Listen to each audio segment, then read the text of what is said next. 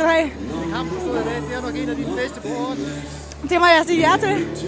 Det er det. Det var godt, vi havde 3 kampe, så jeg kunne nå at spille mig i form. Og når først du starter kampen med at have 2-3 regninger og så straffe, så finder man måske... Så er man ligesom i gang, ikke? Så kører det lidt derfra. Og selvom de kom tæt, var du aldrig tvivl om, at det måske ville klippe? Jo, jeg var i tvivl rigtig længe. Helt ind i anden halvleg, hvor vi først trækker fra med 3. Først der, hvor jeg sådan tænker, nu har vi dem, men nu lukker vi dem. Så var du ikke i tvivl mere? Nej, men alligevel så er det jo en finale, alt kan ske, så det er jo sådan... Hvis du ser over 3 kampe, hvad er så det afgjort finalerne? At vi kæmper. Den første kamp var vi slet ikke klar. Vi kæmpede ikke. Vi troede, vi havde vundet den kamp på forhånd. Festen var bestilt, og han har sagt, det var den ikke, tror jeg ikke i hvert fald. Men vi kæmper de sidste 2 kampe. Nice, de kommer med en fantastisk figur. De gør det så godt, at de kæmper. Og vi fik også hævet arbejdstøjet frem og kom i gang med at kæmpe. Det var sgu rart, at få 2 sådan nogle kampe til at slutte sæsonen med. Hvad siger du? Det var sgu rart at få 2 kampe af den her slags til at slutte sæsonen med. Helt sikkert. Helt sikkert. Tak for tillykke. Tak skal du have.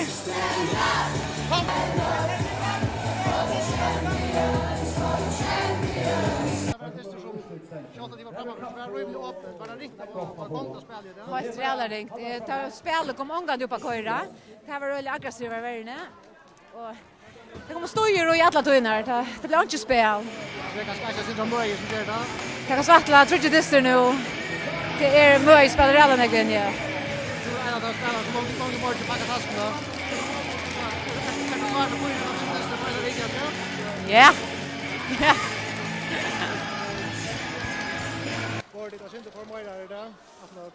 Ja, möjligt.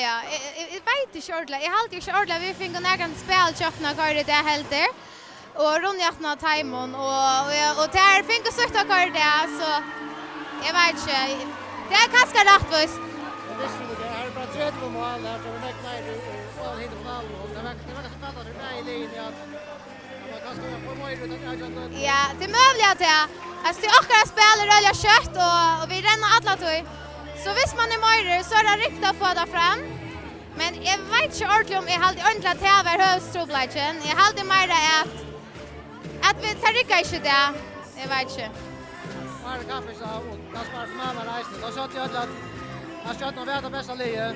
Det är kanske gjort av oss andra själva om det.